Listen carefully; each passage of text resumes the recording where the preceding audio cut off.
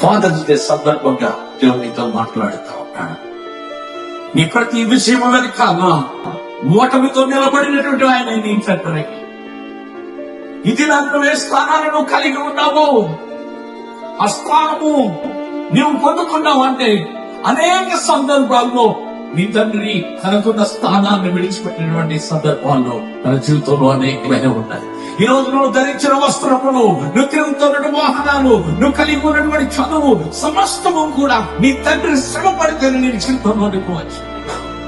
ఈ రోజున నువ్వెంతో ఆశీర్వాదకరంగా ఉండవచ్చు, దీవెనకరంగా ఉండవచ్చు, పేరు ప్రఖ్యాతులు కలిగినటువంటి వ్యక్తిగా ఉండవచ్చు.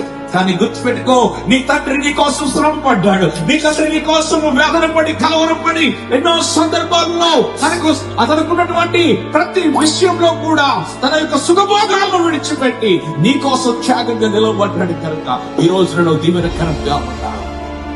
ఈ భూ సంపదలించిన తండ్రి ఇంత శ్రమ పడుతూ నీకు ఒక మంచి జీవితాన్ని ఇవ్వాలనుకున్నప్పుడు దానికి వాక్యం చెప్తా ఉంది.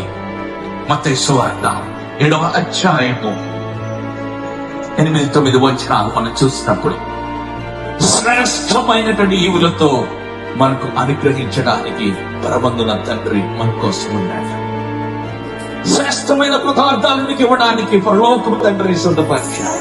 ఈ భూసంబంధమైనటువంటి తండ్రి ఒకవేళ నువ్వు రొట్టెను అడిగితే రాత్రినిస్తాడా, చేపను అడిగితే పామునిస్తాడా? అలాంటిది పరలోకపు తండ్రి ఆయన శ్రేష్టమైనటువంటి ఈవులను తన పిల్లలకు ఇవ్వడానికి అనుగ్రహించడానికి సిద్ధంగా ఉన్నాడు.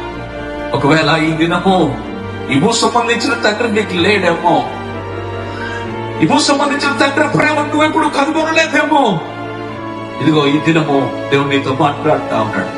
పరలోకం సంబంధించిన తండ్రి నీ కోసం చేతులు చాపి ఆయన ప్రేమను చూపించడానికి, నిత్యం నీతో ఉండడానికి ఆయన హృదయపూర్వకంగా ఆహ్వానిస్తా ఉన్నాడు. శ్రేష్టమైన ఈవులతో, శ్రేష్టమైన పదార్థంతో, ఉన్నతమైన ఆశీర్వాదాలతో నిన్ను దీవించడానికి సిద్ధంగా ఉన్నాడు.